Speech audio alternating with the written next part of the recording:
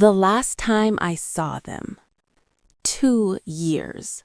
24 months. 730 days of silence. No birthday texts, no holiday calls, no passive-aggressive Facebook messages from my mother. Nothing. The last time I saw my parents, I was standing in their ridiculously over-decorated living room in Scottsdale, Arizona, holding a duffel bag and shaking so hard I could barely zip it. My father had just called me a disappointment for the 4th time that afternoon. My mother sat on her cream-colored sofa, sipping Chardonnay, refusing to make eye contact. Why? Because I had made the unforgivable mistake of choosing my own career path. I didn't want to join the family real estate empire. I wanted to be a writer, a freelance writer. To them, that was the equivalent of announcing I was moving into a cardboard box under a bridge. My father's exact words, "You want to be a writer? Then write yourself out of this family. Don't come back until you have something to show for yourself." So I left, and I didn't look back. For 2 years, I built my life from scratch. I wrote for anyone who would pay me, blogs, newsletters, corporate websites, even a local pizza chain's menu descriptions. I lived in a tiny studio apartment in Tempe with a leaking faucet and a landlord who never fixed anything. I ate ramen noodles more times than I cared to admit. But slowly, painfully, I succeeded. By month 18, I had landed a contract with a major digital media company. By month 22, I had published my first ebook. By month 24, I was making more money than my father's lowest-level employees. Not that they knew. They had cut me off completely. No calls, no emails, no "we're proud of you." Just a void where my family used to be. I told myself I didn't care. I had my freedom. I had my dignity. I had my own life. Then the letter came. The envelope that changed everything. It was a Tuesday. A completely ordinary Tuesday. I had just finished the client call and was microwaving leftover pasta when I heard the mail slot clink. I almost ignored it. Most of what I got was junk. Credit card offers, political flyers, the occasional bill. But something made me walk over to the door. Maybe it was the weight of the envelope when it hit the floor. Maybe it was the sound, thick, official, heavy. I bent down and picked it up. My heart stopped. The return address read, Harrison, Pierce & Associates, Attorneys at Law. Below that, my parents' names, both of them, full legal names, and their home address in Scottsdale. My first thought was panic. Oh God, did they sue me? Did they claim I stole something? Did they try to take away my car? My second thought was anger. 2 years of silence, and this is how they reach out? Through a lawyer? I stood in my tiny kitchen, holding that envelope like it was a live grenade. My hands were trembling. My pasta was getting cold. I didn't care. I tore it open.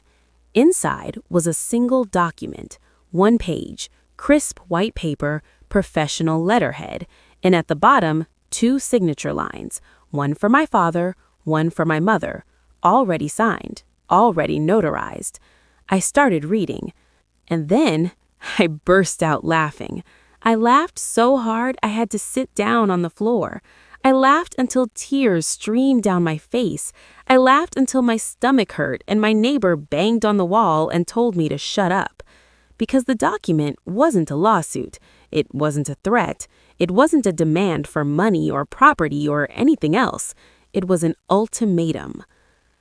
What the letter actually said. Let me share the key parts with you, verbatim, as best as I can remember. Dear my name, after 2 years of no contact, your parents have instructed this firm to deliver the following final communication. Your father and mother have decided to give you one last opportunity to reconcile with the family. They are willing to welcome you back under the following strict conditions.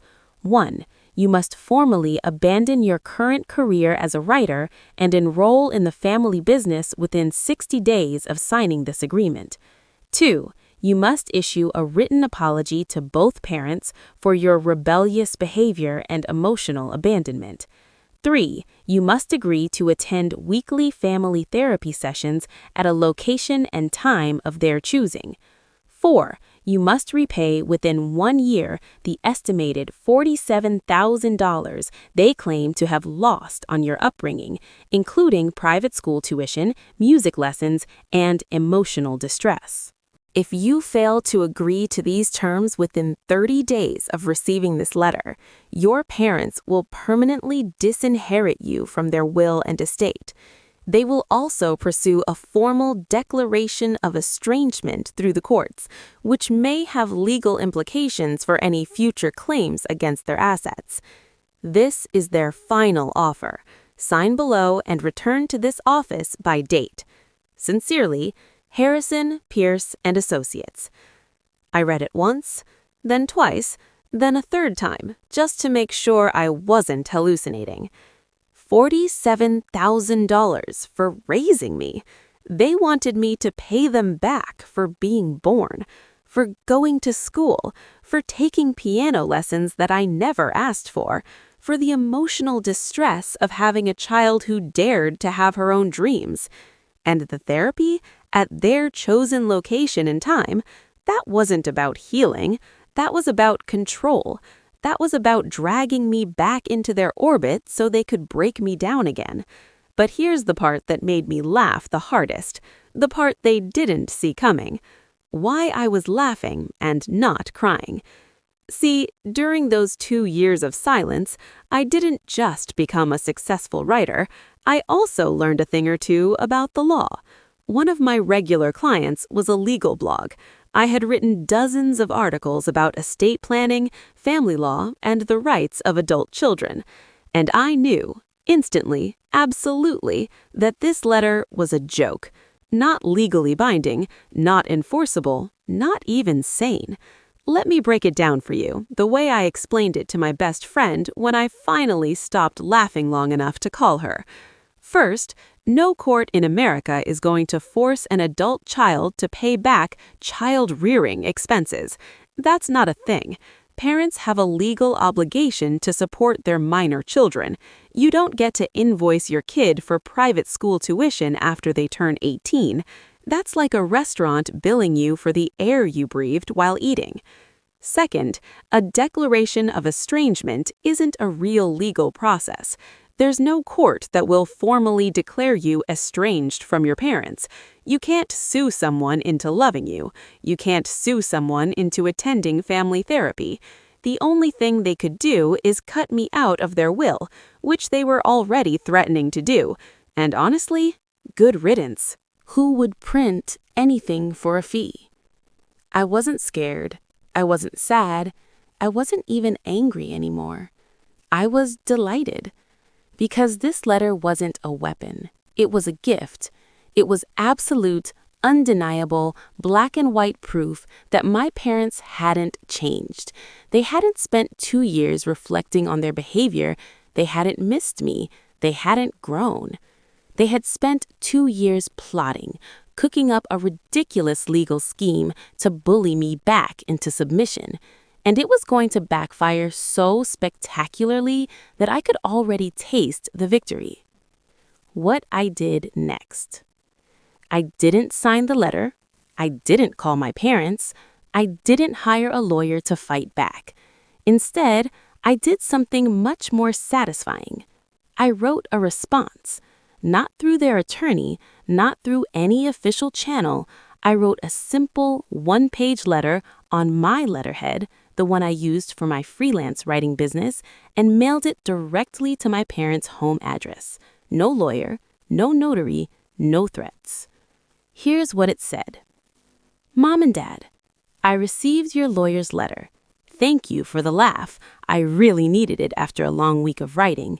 Since you asked so nicely, here is my response. No, I will not abandon my career. I am now earning more than your lowest paid employee, and I did it without your help. No, I will not apologize. The only people who owe apologies here are the two of you. No, I will not attend your therapy sessions, but I would strongly suggest you find a therapist of your own because demanding $47,000 from your own child is not normal behavior. And no, I will not be repaying you for raising me. That was your legal obligation, not my debt. As for your threat to disinherit me, go ahead. I don't want your money. I never did. What I wanted was parents who loved me unconditionally. You couldn't provide that, so I found it elsewhere. Consider this my final communication. Please do not contact me again, through lawyers or otherwise, unless it is to offer a genuine, unconditional apology. I have built a life without you, and honestly, it's a pretty great one. Goodbye. I mailed it the next morning, standard first-class stamp, no certified mail, no return receipt requested. I didn't need proof that they received it. I didn't need to win a legal battle. I had already won. The aftermath. It gets even better. That was 3 weeks ago. I haven't heard from my parents directly, but I have heard about them through a cousin who still talks to both sides. Apparently, my father was furious when he got my letter. He spent an entire evening yelling at my mother about ingratitude and disrespect. He called his lawyer the next morning and demanded to know why his ironclad legal strategy had failed. And here's the best part. The lawyer, Harrison, Pierce and Associates, had no idea my parents had sent that letter. According to my cousin, the attorney told my father that the letter was highly irregular and that he had never authorized such a document, which means either my parents drafted it themselves and forged the letterhead, or they pressured a junior associate into writing it without proper review. Either way, the lawyer dropped them as clients the same week. So now my parents have no lawyer, no legal leverage, and no relationship with their only child. They spent 2 years planning their revenge and ended up with nothing but a canceled retainer and a cold, empty house in Scottsdale. As for me, I'm doing better than ever. My writing career is thriving, my ebook hit the top 100 in its category last month. I'm planning a trip to Europe this summer, something I never could have done when I was under their control. And every time I think about that letter, I still laugh. Not because I'm cruel, not because I enjoy their suffering, but because their attempt to break me only proved how strong I had become. They thought a legal threat would make me crawl back. Instead, it made me realize I had already escaped. The lesson, for anyone who needs to hear it. If you're reading this and you're in a similar situation, estranged from controlling parents, afraid of what they might do next, let me tell you something important. You are not alone, and you are not powerless. Parents like mine use fear, guilt, and money to control their children. They threaten to cut you off, they threaten to sue you, they threaten to rewrite their will. They make you believe that you need them, that without their approval you will crumble. But that's a lie. The truth is, you have more power than you realize. You have the power to walk away, the power to gild your own life, the power to laugh in the face of their ridiculous, legally meaningless letters. They can't force you to love them. They can't force you to obey them.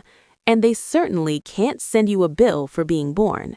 So if you get a letter like mine, read it, laugh at it, frame it on your wall as a trophy, and then go live your best life without them.